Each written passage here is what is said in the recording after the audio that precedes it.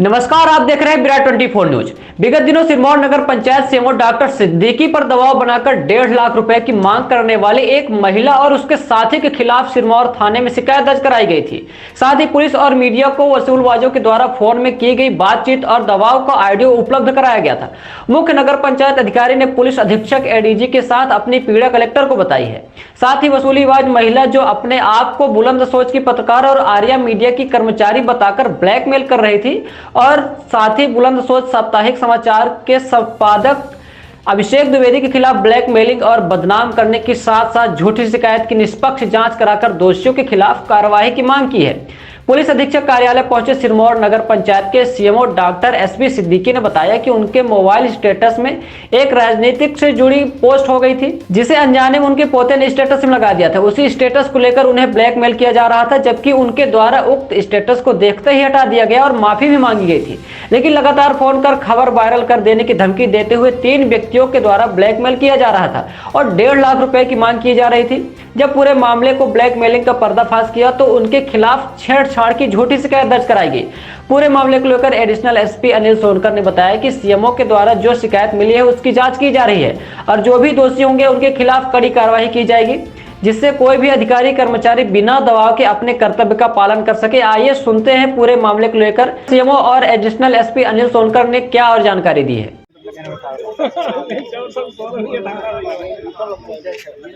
तो बड़ा आनंद आओ घंटे पे कम अपना बात करेंगे हम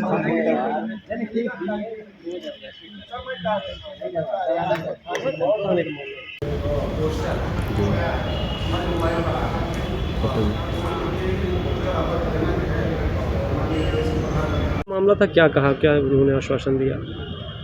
नहीं सर, मामला दरअसल में क्या था कि 16 तारीख को हमारे मोबाइल में स्टेटस में एक पोस्टर जो है तो तुरंत बस मेरे नाती ने उसमें लगा दिया, और जबकि वो उस मेन पोस्टर का कोई मैं निर्माता निर्देशक नहीं हूँ।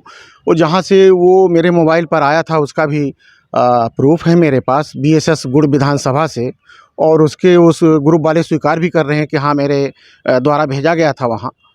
तो सर त्रुटि बस उस मीन को मेरे नाती ने मेरे स्टेटस में लगा दिया। अब मेरे संज्ञान में नहीं था, मैं ऑफिस में था, और जब ऑफिस में मुझे अज्ञान नंबर से फ़ोन आया और एक व्हाट्सएप में खबर चलाई हुई, और जिसमें नीचे लिखा था कि this news is ready to be spread soon, और फिर फ़ोन आया तो वो उनके द्वारा बताया गया कि आपने देश के प्रधानमंत्री के खिलाफ ऐसा लिखा है वैसा लिखा है। तो मैं स्तब्ध रह गया, क्योंकि मैंने ऐसा कुछ जानकारी में नहीं था।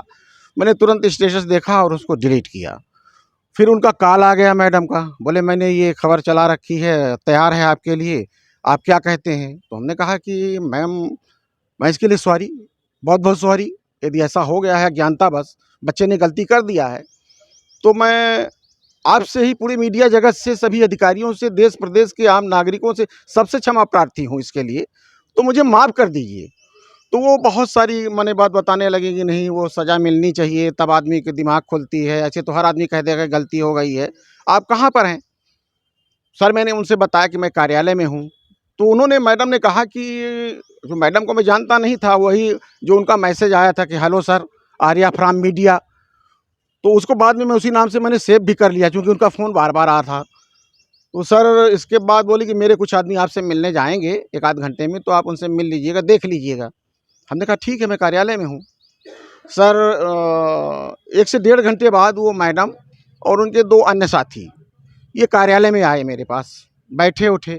तो जो उनके 2 अन्य साथियों में से एक साथी को, उनको मैं अभिषेक द्विवेदी को पहचानता था, और मेरा कोई संबंध नहीं था सर, पर उनको जानता था, चूँकि अभिषेक द्विवेदी पूर्व में नगर परिषद गुड़ के सीएमओ संजय सिंह और उनके बाबू दिनेश सिंह के विरुद्ध टेपिंग कार्रवाई करवाया था, तब से वो चर्चा में थे। तो मैं उनको पहचानता था। आए, बैठे उठे, फिर वही बातें उन्होंने शुरू किया।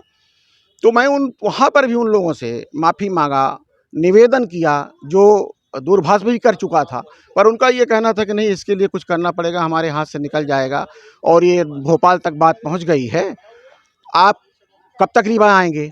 तो मैंने कहा रीवा अब हम देर शाम तक आ पाएंगे, अभी तो हम शासकीय काम में व्यस्त हैं। तो सर ये उनका नाटक चलता रहा, और इसके बाद देर रात तक चलता रहा धमकी भरा कि मैं यहाँ इस होटल में रुकी हूँ, आ जाइए, या होटल में अब चेकआउट कर रही हूँ, रेलवे स्टेशन में आइए। नहीं, ऐसे की बात कर रहे थे तो ऑडियो वायरल हो जिसको हम लोग जी सुने, सब हाँ, लोग जी सर। कितना पैसा मांग कर रहे थे और कुछ दिया भी था क्या, खर्चा सर पैसा उनके नाम पर? नहीं सर, खर्चा पानी तो मैंने नहीं दिया, पर उनका दबाव मेरे ऊपर खर्चा पानी के लिए था। और मैं बार बार पूछ रहा था कि कितना देना है, कितना देना है। तो वो हमको बुला रहे थे कि आप यहीं पे आ जाइए। तो अरे हमने कहा बताएंगे तो हम आ करके क्या ले करके आएंगे, जब आप बताएंगे तब तो ले करके आएंगे। तो उनका ये कहना था कि अच्छा ठीक है, मेरा एक कोई राकेश श्रीवास्तव जाएगा, वो आपको बता देगा।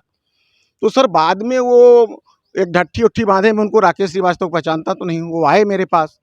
तो मैंने पूछा जी बताएं, तो उन्होंने कहा कि मैडम ने भेजा है और अभिषेक द्विवेदी ने। हमने कहा अच्छा बताएं क्या है, कितना मांगा है उन्होंने। तो उन्होंने कहा कि मैडम और अभिषेक द्विवेदी ने 1.5 लाख रुपए मांग किया है उस खबर को दबाने के लिए। तो मैंने उनसे क्षमा प्रार्थी हुआ और मैंने कहा कि मैं नहीं दे पाऊंगा, ठीक है, मुझे फांसी होगी, सजा होगी, जो भी होगा भुगत लूँगा, गलती किया हूँ, देश प्रदेश उसकी जांच पड़ताल होगी, अधिकारी जांच करेंगे, मीडिया जांच करेगी।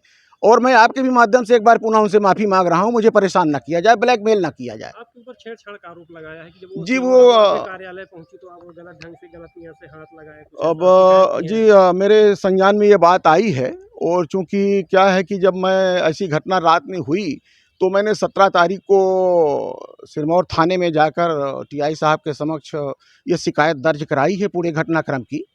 और मैंने उनसे रिक्वेस्ट भी किया है कि इस पे टेक एक्शन प्लीज़ सर। तो इसकी जानकारी हो सकता है उनको हुई हो, तो 18 तारीख को फिर उन्होंने महिला थाना भोपाल में मेरे विरुद्ध छेड़छाड़ की शिकायत दर्ज कराया है।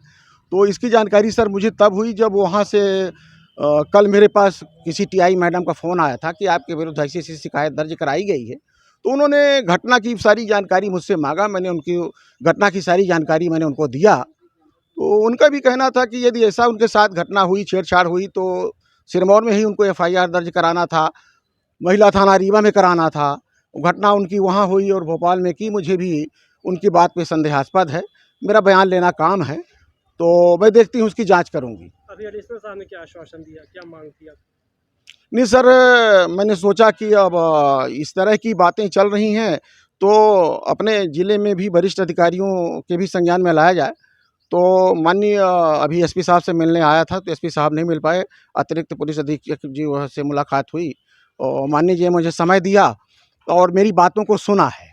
तो मैंने पूरी बात, पूरे घटनाक्रम की जानकारी माननीय एडिशनल एसपी साहब को दिया है और उन्होंने मुझे आश्वस्त किया है कि ठीक है, मैं इसको दिखवाता हूँ। उनका आरोप लगाया है कि उससे वसूली की जा रही थी, झूठा मामला दर्ज कराया है। क्या आश्वासन दिया गया, क्या मामला बताया? सिरमौर सीओ ने एक आवेदन प्रस्तुत किया है। उन्होंने ये बताया है कि एक उनके मोबाइल के स्टेटस में कोई फ़ोटो आपत्तिजनक लगी थी, जिसको लेकर के कुछ मीडिया के लोग उन्हें प्रताड़ित कर रहे थे और उनने जो है बताया कि वो उनके नाती ने उस मोबाइल को लेकर के उसके ग्रुप में कहीं से वो मैसेज आया था जिसको उसने स्टेटस में डाल दिया था। ये जानकारी उनको नहीं थी। जानकारी होने पर तत्काल अलग किया और उनसे आग्रह भी किया कि ये हमसे गलतीवश या भूल से बच्चे से हो गया है और इसके लिए वो क्षमा मांगते हैं। लेकिन लगातार उन्हें प्रताड़ित करके कुछ पैसों की मांग की जा रही थी, उनसे कुछ वसूली करने का प्रयास किया गया, ऐसे आरोप उनने लगाया है और एक आवेदन प्रस्तुत किया है जिसकी जांच के लिए थाना प्रभारी सिरमौर को आवेदन भेजा जा। ऑडियो भी उपलब्ध कराया है उन्होंने, उनके खिलाफ छेड़छाड़ की शिकायत भोपाल में करवाई गई। ऐसे में कैसे अधिकारी कोई काम कर पाएगा कि बाहर से महिला आती है, आपके पास मिलने आई और आरोप लगा देती है कि हाथ पकड़ रहे हैं? इसके लिए कुछ प्रशासन कुछ काम कर सके अपने निष्पक्ष? आपके माध्यम से ये चीज़ संज्ञान में आई है। अब ये जांच और विवेचना का विषय है कि वो किस हद तक वो शिकायतें जो है सत्य है या असत्य है। उसके बाद ही कार्रवाई संबंधित एजेंसी द्वारा की जाएगी।